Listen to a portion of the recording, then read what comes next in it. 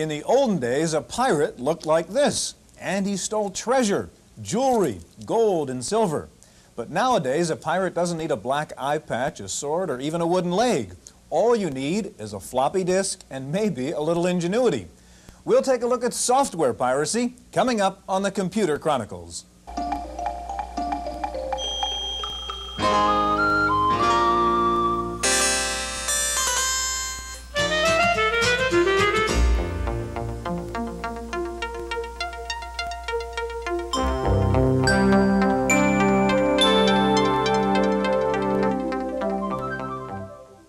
The Computer Chronicles is brought to you in part by McGraw-Hill, publishers of Popular Computing, the magazine that gives readers an understanding of the technology and applications of microcomputers and software in office, home, and classroom.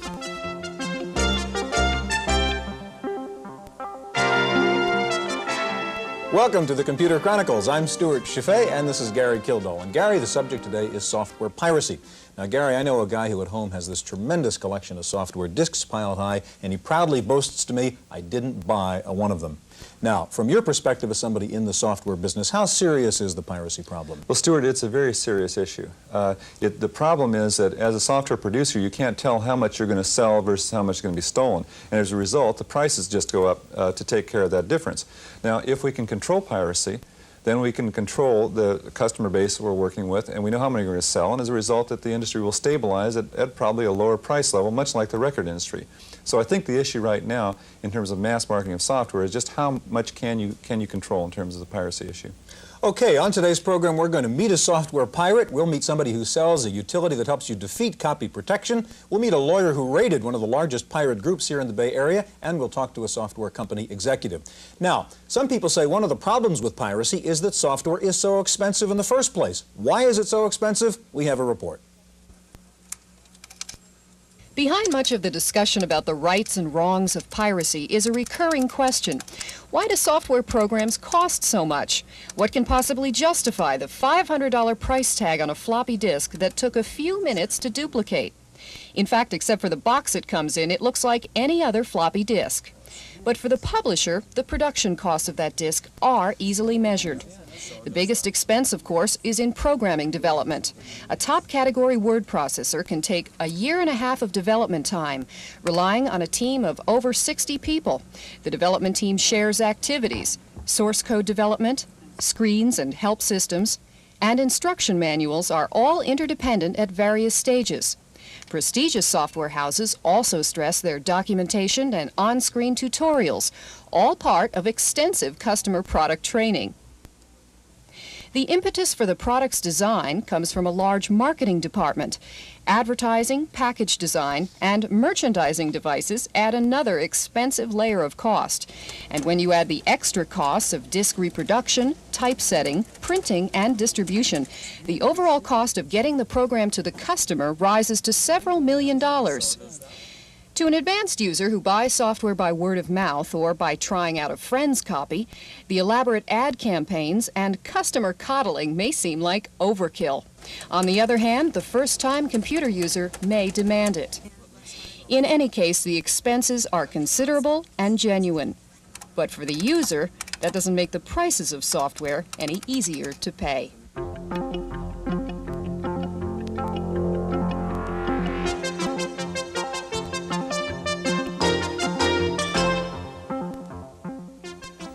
With us now is Mark Pump. Mark is the president of AlphaLogic Business Systems, makers of a utility called Locksmith that helps you copy software. And next to Mark is Smith McKeithen, vice president of Activision, a company which makes software and probably would rather not have it copied. Gary? You know, Stuart, there is a difference between the audio and video dubbing or copying business, I suppose, and software in the software industry, because the 20th copy of a program or data is just as good as the very first copy. Now I think of something like Activision as really being in the ROM cartridge business, but I guess you've moved away from that. How do you view the whole piracy issue from Activision's standpoint? Well, Gary, the issue of piracy is one of our intellectual property being essentially ripped off by people who haven't put the intellectual or financial investment into creating that. It takes from 1,500 to 2,000 hours to create a piece of quality software. And that's an investment just like the investment that an author makes in writing a book, or a producer or director makes in putting on a movie. And when someone takes that product and copies it and tries to market for cents on the dollar, it means that the creator of the software, such as a David Crane in our business, is working for nothing. Well, do you differentiate then between someone who's going to copy and then resell versus someone who's going to copy and give to their friend? Or no, I don't make any difference between the two, because I believe that both people suffer from essentially ethical blinders.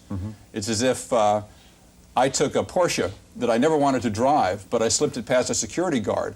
Now, even if I didn't drive it, or if I gave it to a friend, that would be stealing. And that's the same thing that happens to a company like Activision when someone uses its software in an unauthorized manner.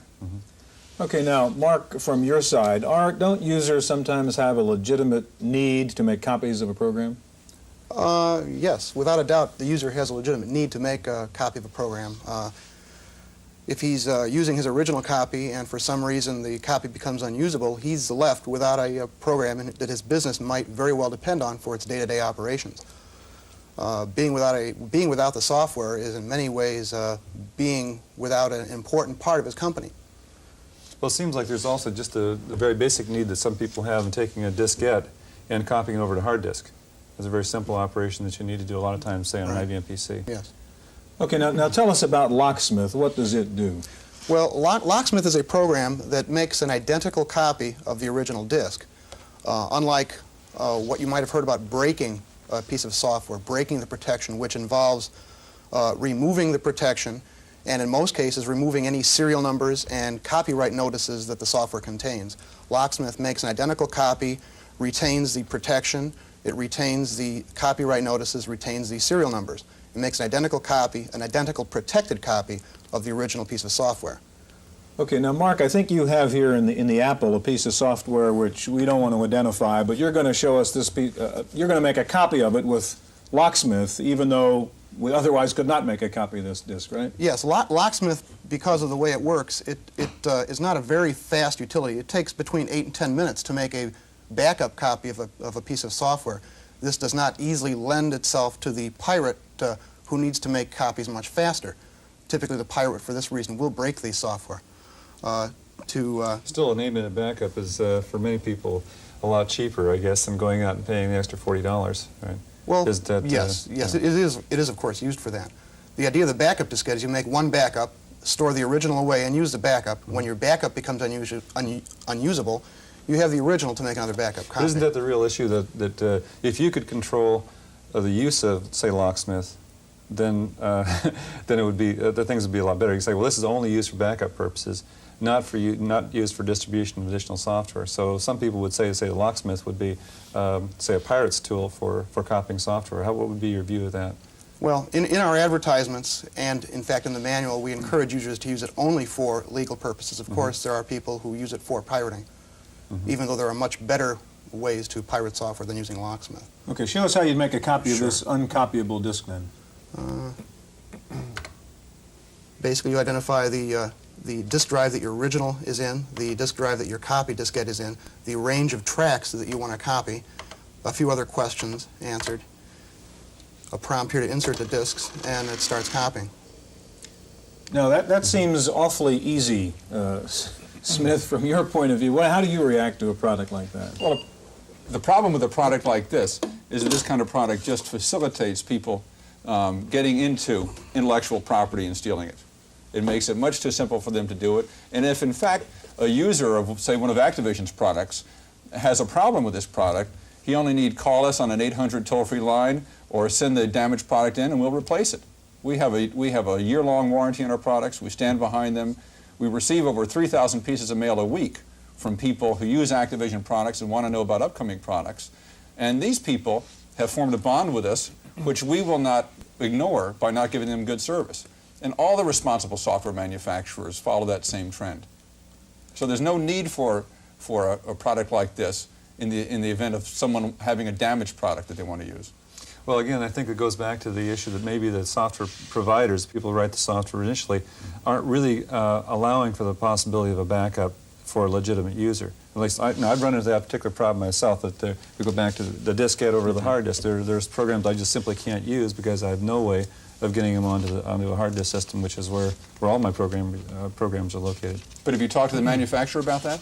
Well, sure. And then they say, well, they have no way of controlling the distribution of that kind of thing. A backup, again, opens up the possibility of illegitimate copying. Well, there may be a tension in the system, but the problem is that a product like this and the wide use, the wider than we like to have use of illegitimate copies, really can, in the long range, spoil the production of creative intellectual product for everybody. Absolutely. And that's a zero-sum game. Well, Mark, what about that? I mean, do you have any feedback on how your product is in fact being used? Well, without programs like Locksmith, pirating would in fact still exist. Sophisticated computer users, so-called hackers, don't need programs like Locksmith. They have the technical expertise to break or remove the protection from the software without actually making an identical copy of the original disk. I'd say that's true for real dyed-in-the-wool pirators, but I think that I've experienced this myself because I have a 15-year-old son who's involved. Now, I've tried very hard to keep him from copying software, and he's very good at that, but I see a community of say, relatively unsophisticated users of that age group that do some copying, and I don't think in many cases they would be doing it if they didn't have programs available to unlock some of these things. Well, one of the largest users of Locksmith is schools. Educational software is not cheap, and teachers feel reluctant to take their only copy of an expensive piece of software, put it in their students' hands, and allow it to be either stolen or damaged by sharp objects, magnetic fields, what have you. Most schools that buy Locksmith use Locksmith to archive. They make a backup copy of the original, archive the original, and let the students use the backup copy. Thank you, gentlemen. Now, in just a minute, we're going to meet Captain Crunch, one of the original pirates. We'll meet a current-day pirate, and we'll meet a lawyer who busted the West Coast Computer Connection, an alleged band of pirates. That's coming up next.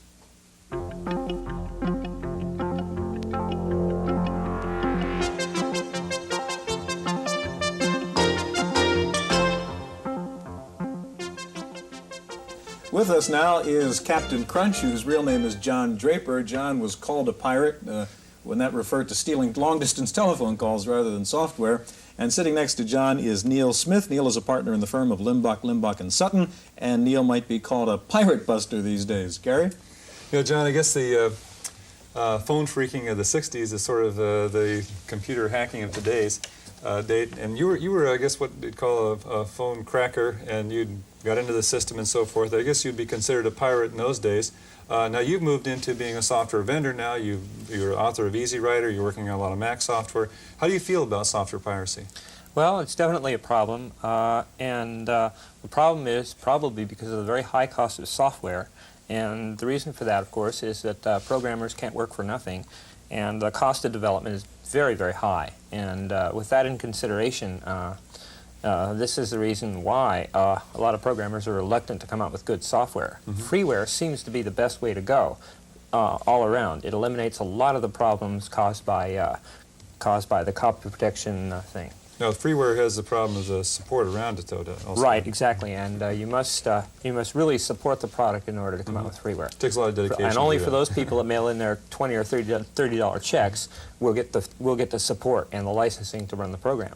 Neil, would you agree about this problem of expensive software? Well, I think we have somewhat of a chicken or egg problem, because if you look at the marketing of software, you'd find that one of the reasons software has to be marketed so high is to recoup those high development costs, the amount of money it takes to develop that software in order to get good software that has the bugs worked out. Or even a reasonable ad campaign. Well, that's right, to do that. And if the manufacturer could count on everybody who uses programs buying one, that cost could drop dramatically. And I think in many cases we're fooling ourselves in blaming the high price, because in many cases, if that could be spread out, everybody would buy one. It would be very much like records, perhaps $10 a piece, rather than quite a bit much more. Neil, we've been trying to get a handle on the volume of this problem, and you happen to have a catalog there from the West Coast Computer Connection. Show it to us. Right, let me show you this. This is one of the more brazen operations. This is a multi-page catalog listing just scads and scads of titles of pirated software, documentation, including some of the cracking programs, and Locksmith. It's interesting, Locksmith is on both sides of these. They have a problem with their proprietary software being pirated as well. Okay, what was the West Coast Computer Connection doing, and what happened to them? Well, what they were doing was they were marketing mail order. They were making contacts, not through bulletin boards. This was a few months ago, not through bulletin boards that we knew about really, but through the advertising and through the marketing catalogs being distributed.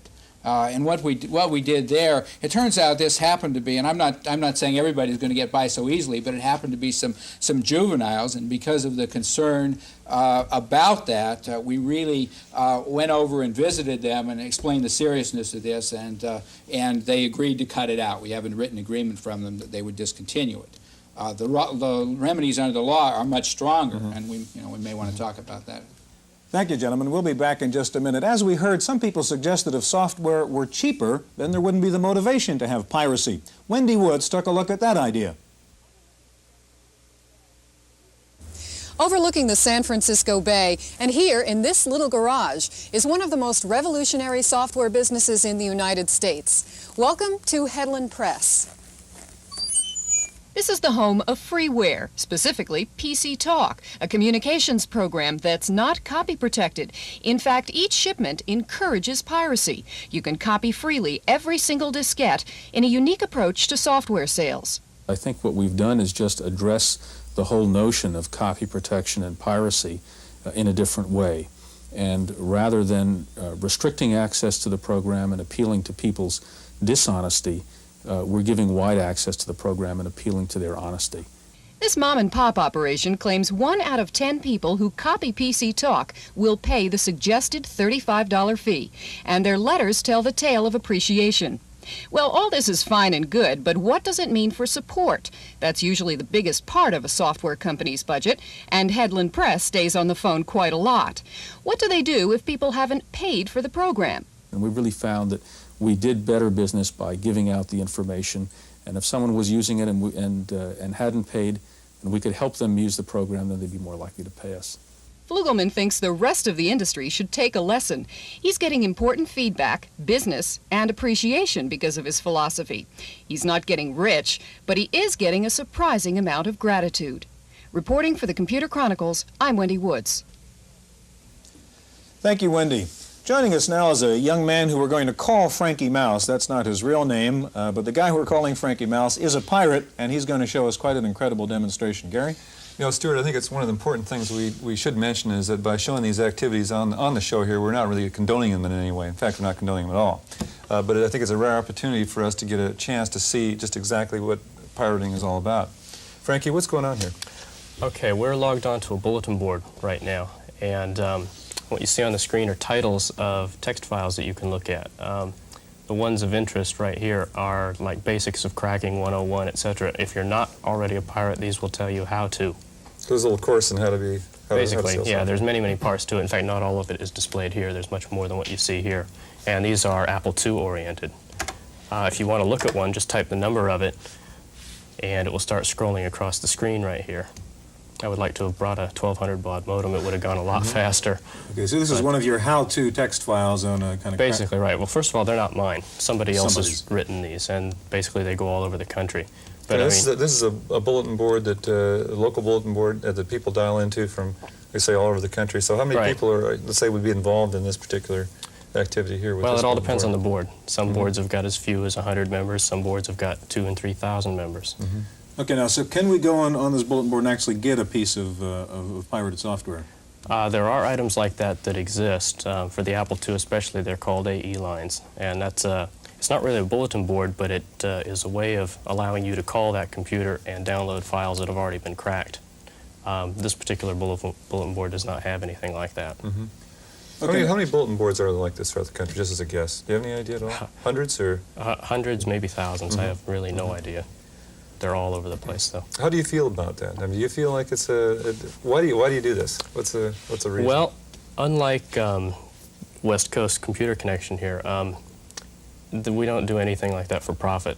Basically, it's just for fun and recognition. I mean, if you have a popular name, such as you mentioned the name Mr. Crackman to any pirate, and they'll know who you're talking about. They won't know who he is personally, but they'll know who you're referring to. So your interest is in the, I guess, in the fun that you would have in actually cracking the program, and that's the activity that it's kind of like a game, mm-hmm. right? And, you know, you're outsmarting the software makers. Do you feel like that has any? Are there any moral issues at all that you're worried about? Well, you can't deny it. I guess it is stealing. I mean, you didn't pay for it, and now you have it. I mean, you've got it somewhere. That's stealing. Mm-hmm. I really can't say, though, how much software companies lose in revenue because, first of all, copied program is like free advertising in a way because it goes out. And among me and my friends, we have sort of a code of honor that we follow. If we have a program and we use it a lot, we like it, we will go out and buy it, simply so we have the manuals and the support and all that stuff. Frankie, if you could log off here, and I want you to show me your pirated DB master in a second. And Neil, while Frankie's doing that, how do you react to what you just heard from Neil as a guy who represents software publishers? Well, I think there's both a moral issue here and a legal issue. As we talked about before, and you know, Frankie didn't hear that, but he may catch it later. Really, the fact that people are using this software and not paying for it really means the software is a lot more expensive. And I think that there's an economic issue here that they really, if everybody was using it, paid a small amount, we'd probably have the price drop dramatically. The second part is the legal, and I'm happy to hear Frankie admit that it is in fact stealing. It is in fact a criminal act. There's a copyright infringement has been a crime and continues to be a crime. You can get a year in jail, perhaps more monetary fines, as well as use of trademarks where you do use the name of the trademark. We have a new criminal counterfeiting statute that provides up to 5 years in jail. So, okay, sure. Let's go back to Frankie. What do you have here now, Frankie? Okay, this is a popular program for the Apple II known as DB Master. And it's protected like crazy. You can't copy it conventionally. What did you do? What we've done to it is we've totally opened it up. I mean, you can copy it from BASIC right now. There's no protection whatsoever. And one thing that we found that was interesting when we did it is that DB Master is written for a large part in BASIC. Mm-hmm. I mean, most commercial programs are written in assembly language. So in the process of copying this right now and listing it out. Right. What would it take, Frankie, for you to buy a program? I'm not sure I understand. Well, rather than steal it. So, is there any incentive that a manufacturer could provide for you to buy that program? Well, like I say, if I have a program that I use a lot, mm-hmm. I'll buy it for the manuals and for the support. Okay. So I guess what I could say is to put out good manuals and support the product. Okay, gentlemen, Frankie and Neil, thanks a lot. Now, as we see, this is a complex issue with problems of morality and ethics and price and so on. Commentator Paul Schindler has some thoughts on the whole problem of piracy. Avast! I'll bet you never thought of old Paul Schindler as a pirate. But you know, there are some people who do. And that takes us to the heart of the software piracy question. Is it moral or isn't? Now, that's a hard question to answer, but I can tell you that software piracy is illegal, and the definition is pretty simple. It's piracy if you give away a commercial software program. That's right, you're a pirate even if you give it away. Now, most people don't think it's immoral unless you sell the program. Those two views are irreconcilable, and they cause a great deal of controversy in the software industry. As a result, software developers are constantly looking for ways to prevent software piracy. One of the most common, and the dumbest, is copy-proofing. Copy-proofing causes a lot of problems that I'm not going to get into right now. But the fact of the matter is that what's worst about copy-proofing is that it attacks the symptoms, not the cause, of software piracy. In my opinion, high prices cause software piracy. Now, I know that Lotus costs $700 because the developers want to make their money back. But the fact of the matter is that corporations can afford prices like that, and private individuals can't. Whether it's moral or not, expensive software is pirated a lot more frequently than cheap software. So my solution to software piracy is for developers to figure out a way to make cheaper software. That's my opinion. I'm Paul Schindler.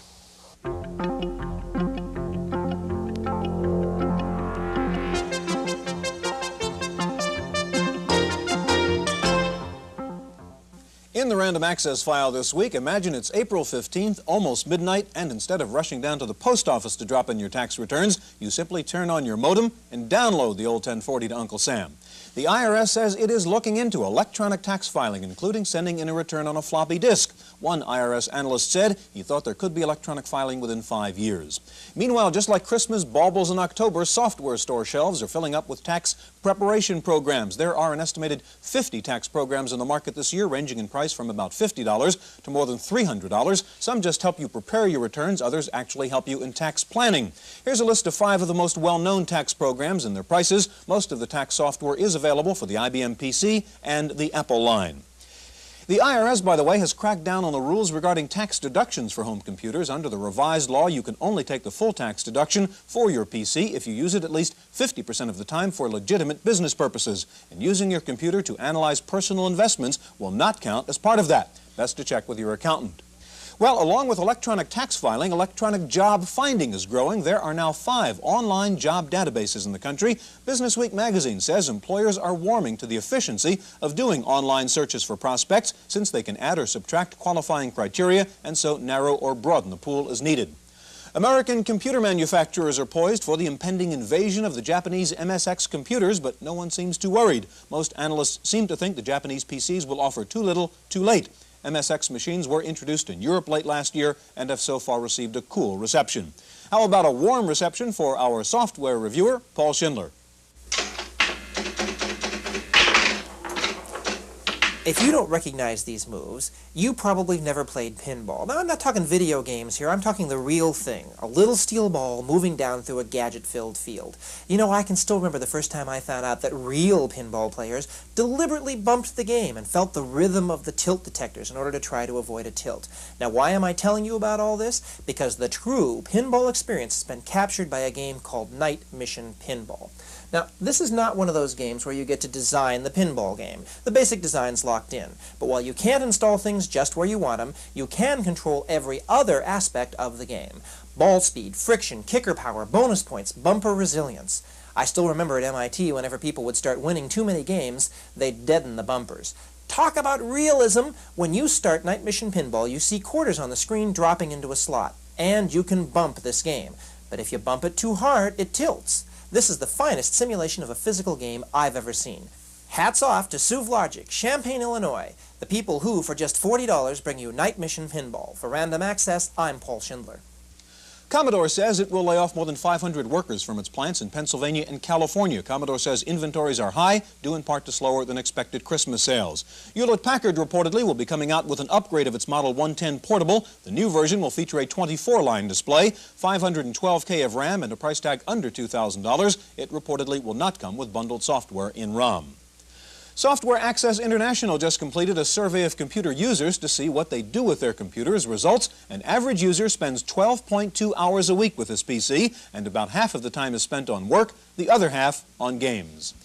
There's a new game out called COMEX, the Game, by the Commodity Exchange in New York. It's a sophisticated simulation of real commodities trading where money can be made and lost real fast. The exchange says it is selling the software in the hopes that users will then move from the game to the real thing. Finally, you've seen those personals columns in the newspaper, you know, single white male, Sikhs, etc. Well, you guessed it. New York Magazine, the famed repository for the cryptic lust-wanted ads, has a new electronic mail network called XNet. It is essentially a personals bulletin board in which New Yorkers can post their desires for dates. XNet says about 300 hungry hopefuls have signed up for the service. That's it for this week's Computer Chronicles. We'll see you next time. The Computer Chronicles was brought to you in part by McGraw-Hill, publishers of Popular Computing, the magazine that gives readers an understanding of the technology and applications of microcomputers and software in office, home, and classroom.